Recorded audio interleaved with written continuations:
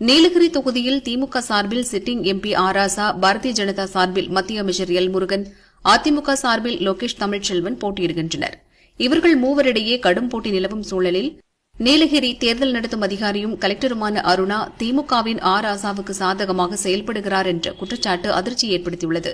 இந்த பரபரப்பு குற்றச்சாட்டை வைத்தவர் சாமானியனோ கட்சிக்காரர்களோ இல்லை. வேட்பாளர்களின் செலவினங்களை கணக்கிடும் தேர்தல் அதிகாரியை சொன்னதுதான் அதிர்ச்சிக்கு முக்கிய காரணம். நீலகிரி தொகுதியில் வேட்பாளர்களின் செலவினங்களை கணக்கிடும் உதவி பார்வையாளராக இருப்பவர் சரவணன். இவர் தமிழக தலைமை தேர்தல் அதிகாரி சத்யபிரதா சாகுவுக்கு அனுப்பிய புகார் கடிதம். உதவி செலவின பார்வையாளராக சட்டப்படி எனது வேலையை பார்க்கிறேன்.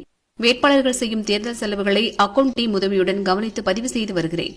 நாங்கள் பதிவு செய்த கணக்குக்கும் திமுக வேட்பாளர் ஆராசா பராமரிக்கும் கணக்குக்கும் பெரிய அளவில் வித்தியாசம் உள்ளது.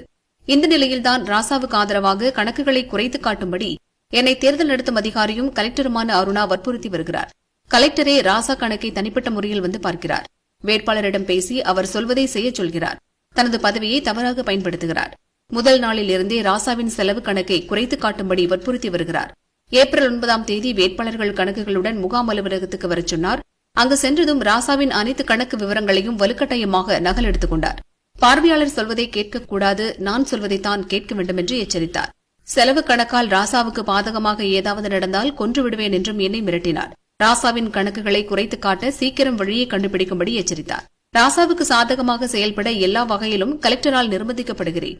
இந்த விவகாரத்தில் உடனடியாக தலையிட வேண்டும் என்று சரவணன் கேட்டுக் கொண்டார். இதுகுறித்து சரவணனிடம் கேட்டபோது, தலைமை தேர்தல் அதிகாரிக்கும் நீலகிரி தொகுதி தேர்தல் பார்வையாளர்களுக்கும் எனது புகாரை அனுப்பியிருந்தேன். பார்வையாளர்கள் என்னிடம் விசாரித்தார்கள். நடந்த அனைத்து விவரங்களையும் சொன்னேன். ஒரு வேட்பாளர் அதிகபட்சமாக 95 லட்சம் ரூபாய் வரை செலவு செய்யலாம். அதை தாண்டி சென்றால் வேட்பாளர்களுக்கு சிக்கல் ஏற்படும். நீலகிரியில் இப்போது திமுக, அதிமுக வேட்பாளர்கள் அதிகமாக செலவு செய்திருக்கின்றனர். இப்படியே போனால் 94 லட்சம் ரூபாயை தாண்டிவிடக்கூடும் என்பதால் ராசா கணக்கை குறைத்து காட்டச் சொல்கிறார்கள்.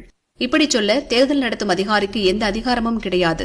அவர் என்னை சுதந்திரமாக வேலை செய்ய விட வேண்டும். ஆனால் கொலை செய்து விடுவேன் என்று மிரட்டுகிறார் என்றார்.